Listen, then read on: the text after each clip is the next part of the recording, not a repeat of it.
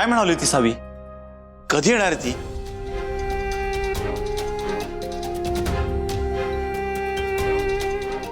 मीच फोन करायला हवा होता. पप्पा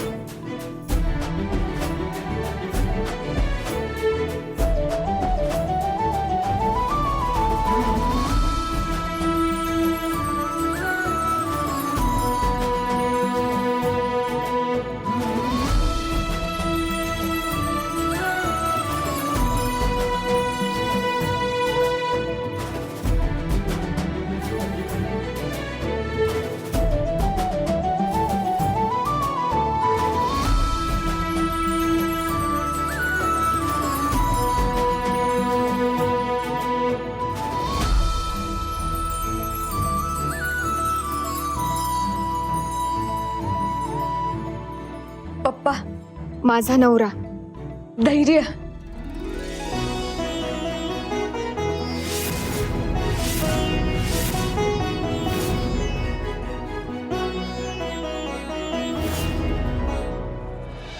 थांबा.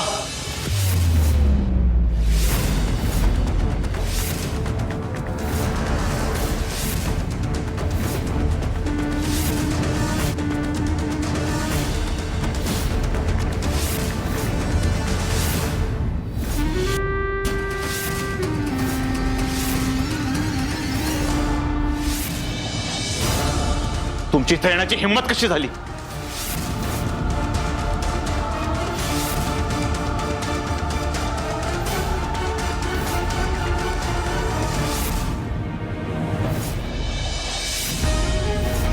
मला माहितीये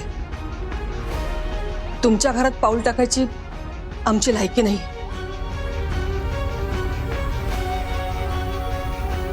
पण फक्त एकदा ऐकून तरी घ्या. मी इथे तुमची माफी मागायला आले.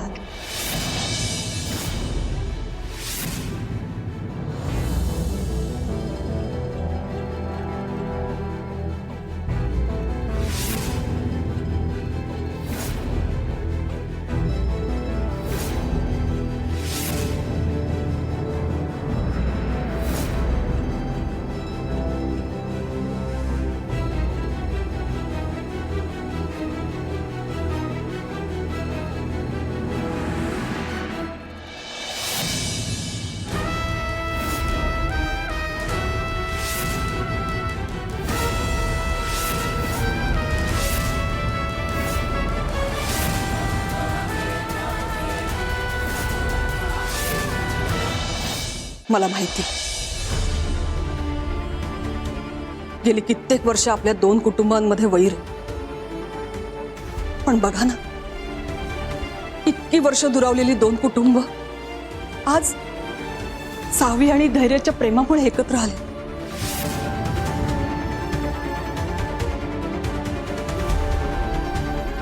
मी खरं सांगते, माझ्या मुलाचं खूप प्रेम आहे सावीवर.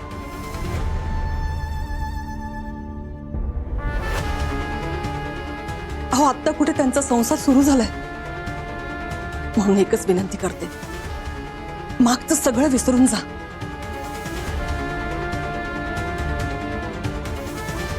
आणि मोठ्या मनानं त्यांना आशीर्वाद द्या.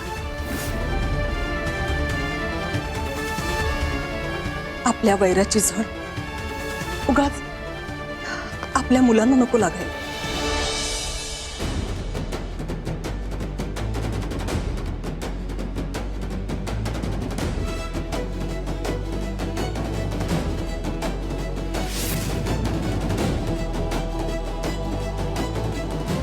एक आई म्हणून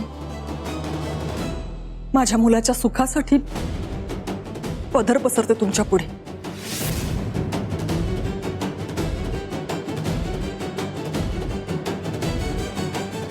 मान्य करा हे लग्न. मला माहितीये इतक्या वर्षांनंतर तुम्ही इथे आलाय.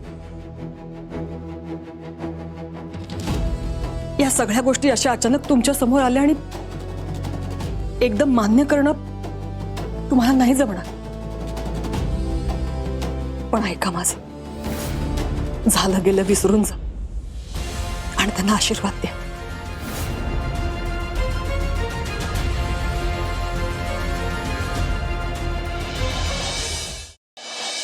मी पाया पडते बस दामिनी बाई.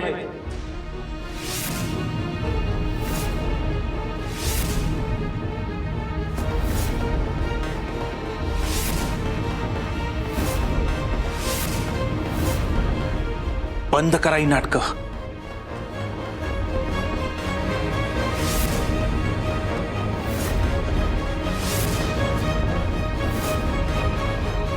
नाटकं नाही आहेत ही, मी खरंच मनापासून बोलते.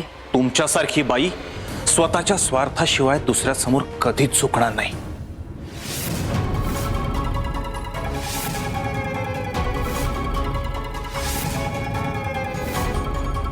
हे माहिती आहे मला. मी काय तुम्हाला आज ओळखत नाही.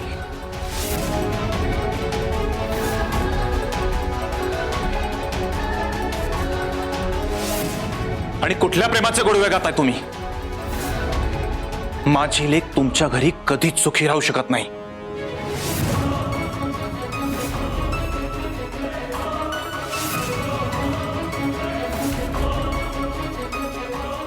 बायकांना कसपटासारखं वागवता तुम्ही. सुनांना काय किंमत देणार आहे? अहो काय बोलताय तुम्ही? व्याही आहेत ते आपले. हे आणि व्याही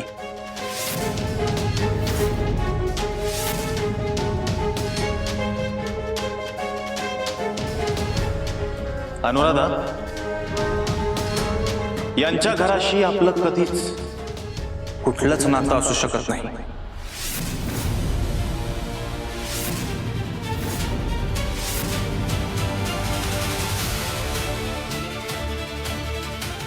यांना वाटतंय की यांच्या गोड बोलण्यानं यांच्या मनातलं विष कुणाला दिसणारच नाही.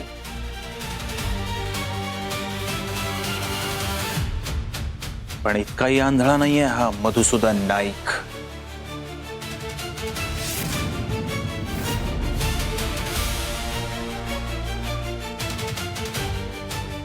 मला आश्चर्य इतकंच वाटतंय की माझी स्वतःची लेक तुमचे हे खरे रंग कशी ओळखू शकली नाही.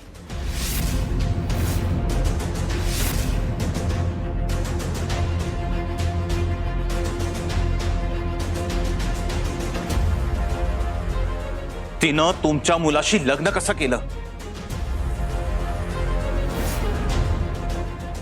याचंच आश्चर्य वाटतंय मला. त्यापेक्षा आयुष्यभर बिनलग्नाची राहिली असती तरी चाललं असतं मला.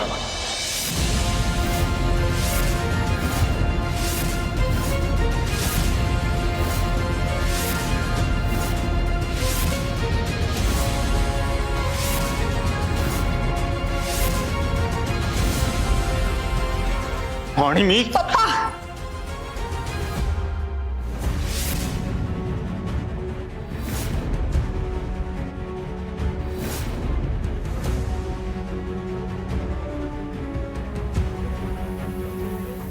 काय बोलताय तुम्ही?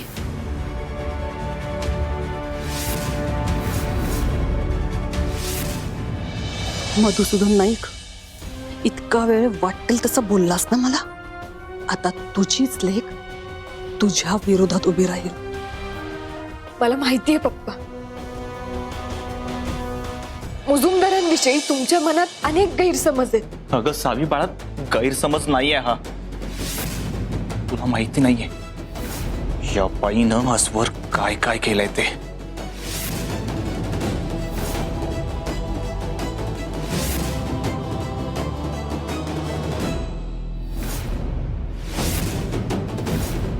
आणि पप्पा, तुम्हाला माहित नाहीये की माझं आणि धैर्यांचं एकमेकांवर किती प्रेम आहे.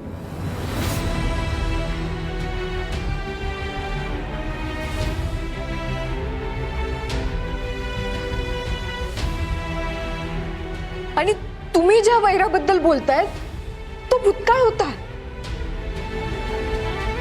आता आमचं लग्न झालंय.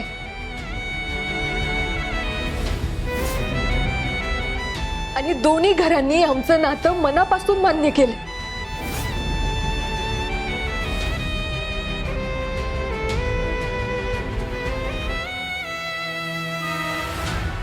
आणि सगळ्यात महत्वाचं म्हणजे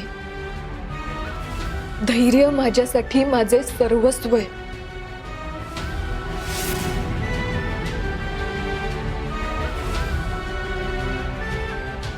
धैर्यांनी आजवर माझ्यासाठी आपल्या या घरासाठी काय काय केलंय ना, मी तुम्हाला शब्दात सांगूच शकत नाही पप्पा.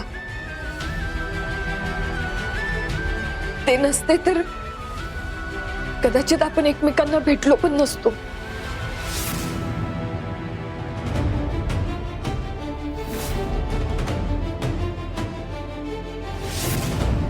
आणि पप्पा, तुम्हीच सांगायचं ना, माणसं बदलतात. अहो तसंच दामिनी मॅडम पण बदलल्या. खरंच त्या माझी खूप काळजी घेतात. सुनेचा मान देतात मला. आणि इथे येताना पण त्यांना तुमची खूप काळजी होती पप्पा. आणि पप्पा मी बस सावी, नाही ऐकवत आता हे. यांच्या चांगुलपणाच्या नाटकाने आंधळी झाली असतो. तुला माहित नाहीये हे लोक कुठल्या थराला जाऊ शकतात.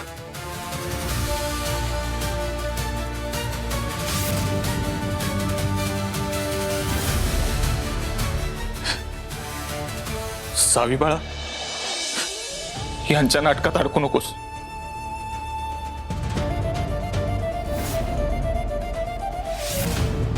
आत्ताच्या आत्ता आपल्या घरी परत ये. कायमची.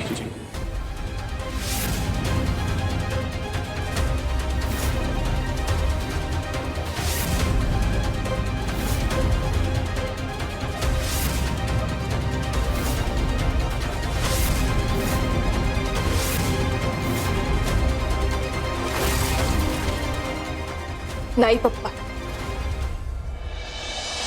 धैर्यांना सोडण्याचा विचार मी स्वप्नात पण नाही करू शकत.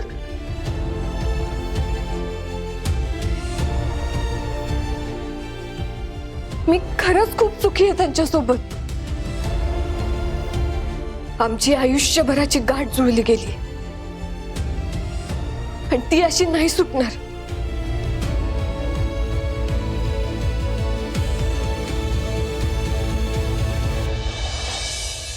सावी बाळा, बस पप्पा, मला आता अजून काहीच ऐकायचं नाही. मला फक्त तुमच्याकडून एक वचन हवंय.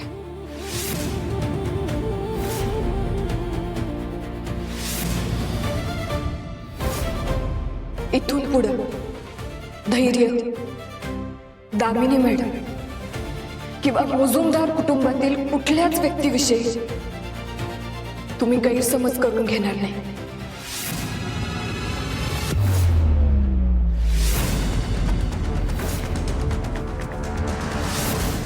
त्यांच्याविषयी वाईट विचार मनात आणणार नाही.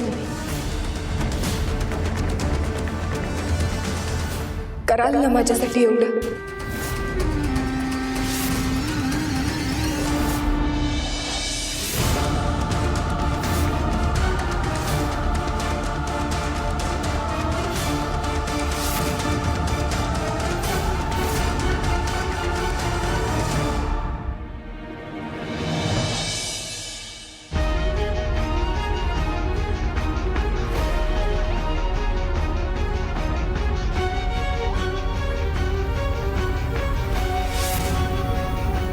पप्पा, काय झालं? देताय ना वचन?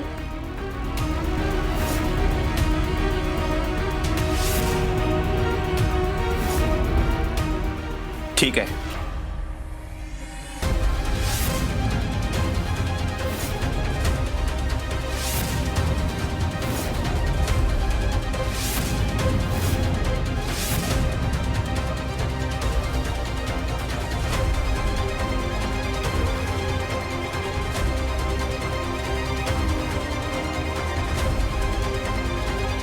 पण हे सगळं मी फक्त आणि फक्त तुझ्या प्रेमापोटी करतोय.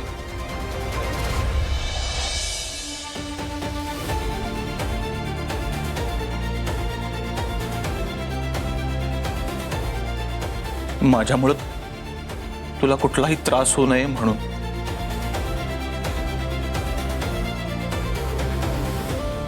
त्याचा कोणीही दुसरा कोणताही अर्थ काढू नये.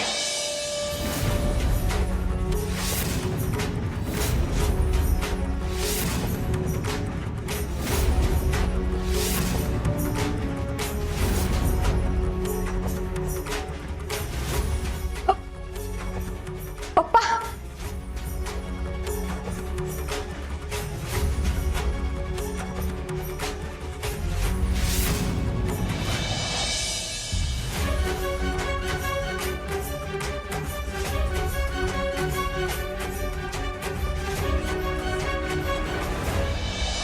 ओ मॅडम, जास्त वेळ घेऊ नका.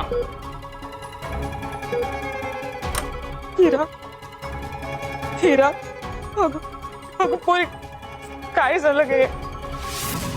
सांगितलं होतं तुला ते मुजुमदाराच्या नादी नको लागून. नाही ऐकलंस ना, माझंच चुकलं.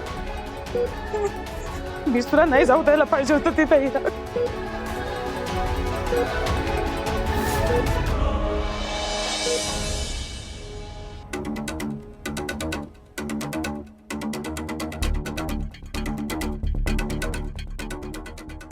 सिस्टर, इरा कोणत्या रूम मध्ये? हिरा इरा काय मुजुमदार लावायचं? धैर्य मुजुमदारने आणलेला पेशंट कुठे आहे? हो, सरळ जाऊन डाव्या हाताला रूम नंबर 408.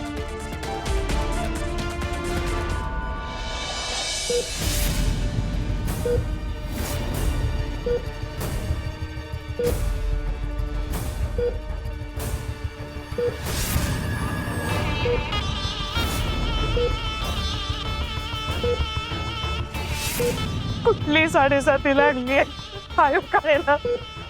नजर लागली माझ्या कुटुंबाला. आधी हे दामिनी वंशच्या नादाला लागले, मी त्याच नादा पै गेले. आणि आता तू हिरा, तुला तुला काही झालं तर मी काय करू? इकडे बघून दिवस काढू हिरा. हे सगळं त्या मुजुमदारांमुळे झालंय. हिरा का शुद्धीत ये ना, हिरा शुद्धीत ये ना. नको आपल्याला मुजुमदारांचं घर. हिरा हिरा शुद्धीत ये ना हिरा.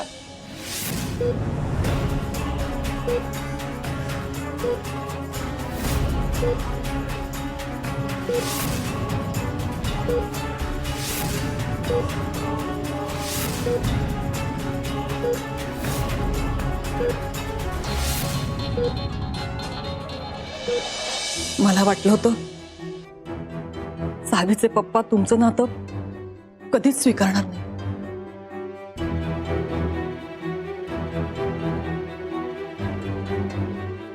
देवच पावला म्हणायचा. आता यापुढे माझ्या मुलांच्या आयुष्यात मला कुठलाच वादळ नकोय.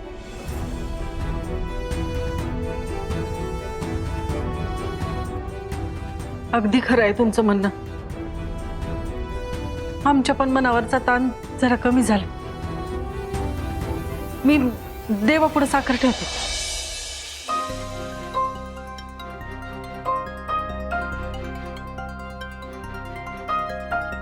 सावी,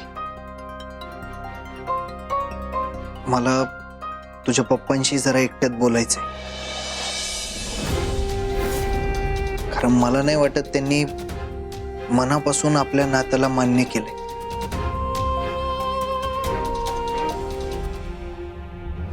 आता या धैर्याला कशाला बोलवलं असेल या थेरड्याने?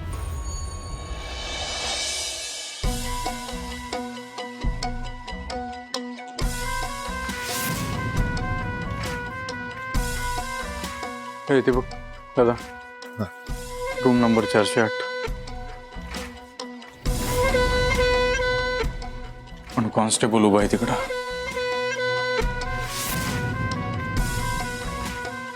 आता काय करायचं?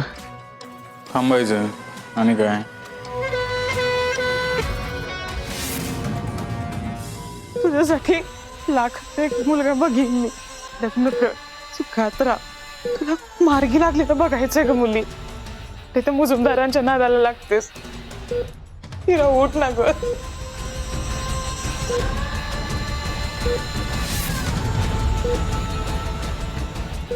हे आई गप्प बस की जरा.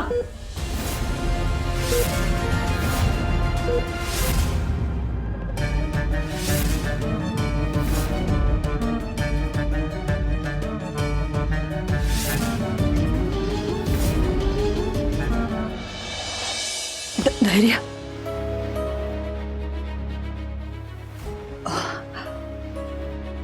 नाही म्हणजे आत्ताच त्यांचा राग शांत झालाय ना. तू आता बोलायला गेलास आणि रागाच्या भरात ते काही बोलले म्हणजे. ऐकून घेईन मी. आई अगं, माझे सासरे आहेत, ते बाबा आहेत सावीचे. त्यांचा तेवढा तरी हक्क आहेच ना.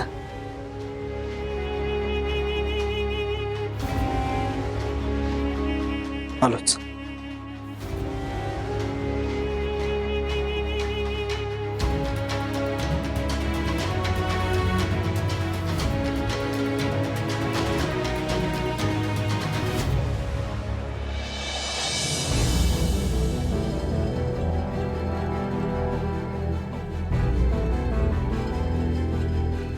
पप्पा,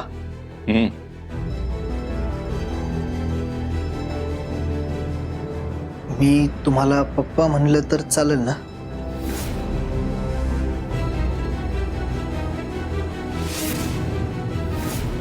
तू तुझी इथे येण्याची हिंमत कशी झाली? निघेत ना.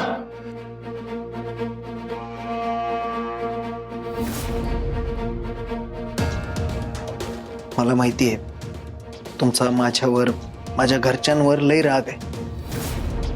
पण प्लीज एकदा माझं म्हणणं तरी ऐकून घ्या.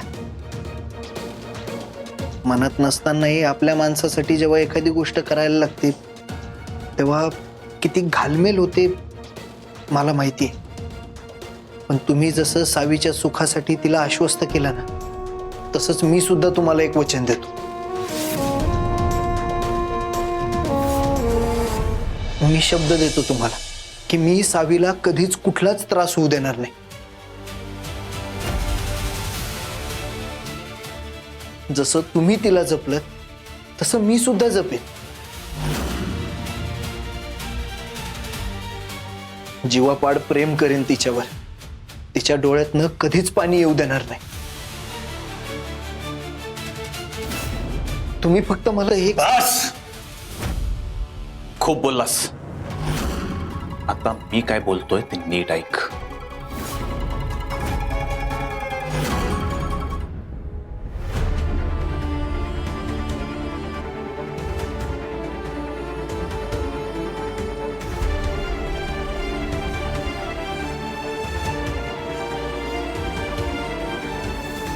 या मधुसूदनने जर का धैर्य समोर तोंड उचकटलं तर सगळंच संपलं. काय करू मी आता?